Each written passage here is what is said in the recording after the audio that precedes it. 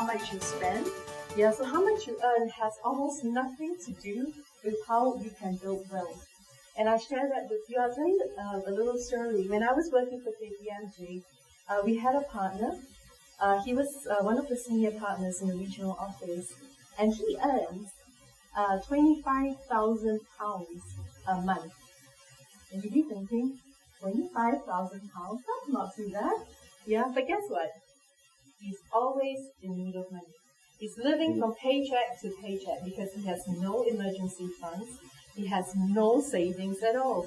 So even though you can earn so much money, it has no implications on your ability to create wealth and to make millions. Yeah, so all of us can do this. It doesn't matter how rich we are, how much we earn. We certainly have the propensity to save, and we should do that. Maybe also this as an example for you. These are extracts from my finance class. What we have is a diagram or graph here that that's right. That has on the x-axis we have standard deviation. A standard deviation is a classic measure of volatility. So we look at volatility against returns here. So a risk-return trade-off. And of course, common sense says lower the risk, lower the returns. Sure enough, here we have Treasury bills. This is 1926 to 2005. Yeah, so Treasury bills offer you the lowest return, but of course they have the lowest risk. Because why? The U.S. government issues the Treasury bills. They are almost seen to be default-free. Do you know why government instruments are seen to be default-free?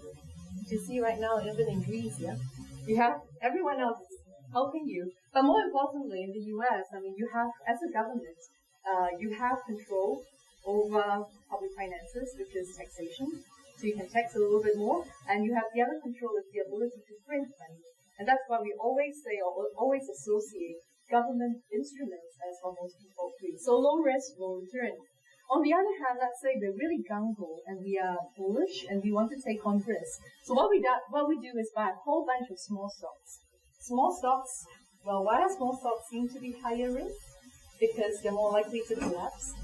You don't know what's going to happen to them. There's a lot more instability, and that's why the higher the risk, the higher the return.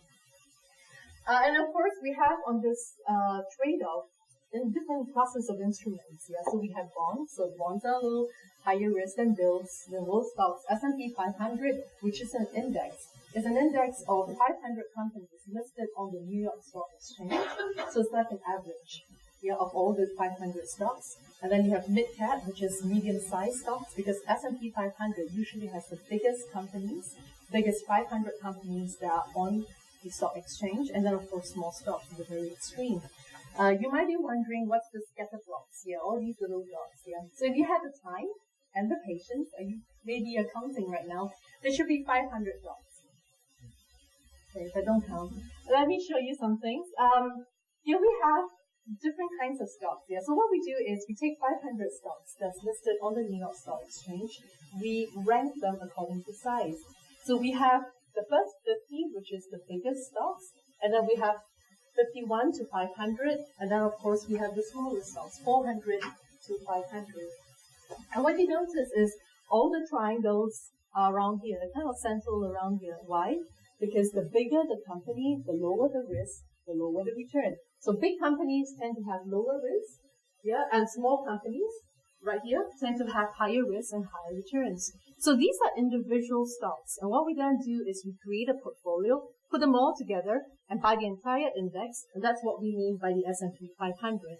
Because they do not correlate positively with each other, there is some benefit in putting them in a portfolio, 500 different companies, and you look at what's happened. You have actually reduced the risk considerably because this spot here is far lower. Yeah, the risk is far lower than any of these dots over here. And what you also realize is that your returns are nowhere as high as this, but not any lower than that. So you're getting a very average return for a much lower level of risk. And that's what diversification does for you.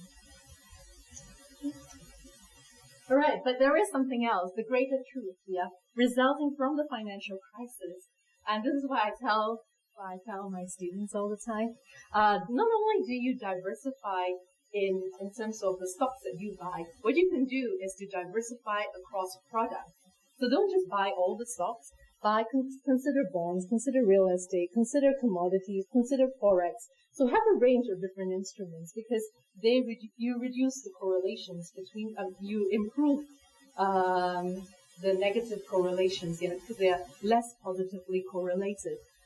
Fund managers have superior information, and hence investing in a fund will bring you superior returns. True or false? Well, looking at how I'm gearing this whole thing, it's probably false, because I think you can be your fund manager. So it's probably false. And the question is why? Let me show you. It's false because what we have learned from the financial crisis, and studies have shown this as well, performance of fund managers are no better than all of us. In fact, most funds are down, just as you are down if you individually invest in the securities. And what is worse is this. Fund managers still earn the management fees from you every month you have to pay, or every year you have to pay, and you can't say no because you're losing money. Yeah, so they still make money when you're losing money. Very nice. Next one is actively managed funds have not consistently performed better than passive funds. Do you know what's the difference between active and passive? Okay, active is where you have a dedicated team of fund managers. They are the ones who are devoted. They will create the investment strategy. They will execute. They will create the whole portfolio. Passive, on the other hand, is forget about the fund manager. What you have is a computer system, and the computer system with its algorithm will actually create the portfolio for you. So you mimic something. Yeah? So you mimic an index. You copy an index. You copy usually they are indices. Yeah? So it's whether a general index or a very sector-specific, country-specific index. And what you realize is that actively managed funds, so with all the money you pay your fund managers, they have not consistently performed better than a passively managed fund. And this is absolutely true. What are the lessons that we can learn from this whole event, whole saga? The first lesson is, and that's common sense, we ask, what is your track record as a fund manager? So the two questions that you should ask when you entrust your money. So when you go meet with your banker and he comes up with all these different proposals, the first thing you ask him is, what's the track record of these funds? Yeah, so what I want to know is this. What are your returns, or how much money did a particular fund manager or fund make over a period of time? Yeah, so I want to know what is your record. With this idea that, well, the reason why I want to know your historical record is because I believe that maybe history will tell me something about the future. Yeah, so it gives me some idea of what projections may be. If you're consistently good, then probably you're going to be likely to be that good. That's what you're thinking in your mind. Yeah, and there are many websites that actually offer a lot of information. So if you are actually an American investor, you have lots of information. Morningstar is one of the most classic websites. It's like the mutual fund website that everyone quotes, because what it does is it provides a lot of information on any fund that you can think of, and it tracks it over periods of time. Yeah, so you can see, okay, who are the fund managers? What are their returns? So what should you be looking at? So they give you the track record, and really what you should be interested in is a 3-year, 5-year, 10-year number. Forget about 1-year returns. 1-year returns is just sporadic. Yeah, it could be skill. It could be luck rather than skill. And what you want is consistency in performance. Yeah, so funds are a long-term investment. So what you want is a portfolio that will show an ability to make money over periods of time, long periods of time. Yeah, and the next one is, sure, you can find the returns. Yeah, the 3-year performance, 5-year performance. What you're also very concerned is how does it rate relative to other funds. Yeah, so if on its own, it can show phenomenal returns.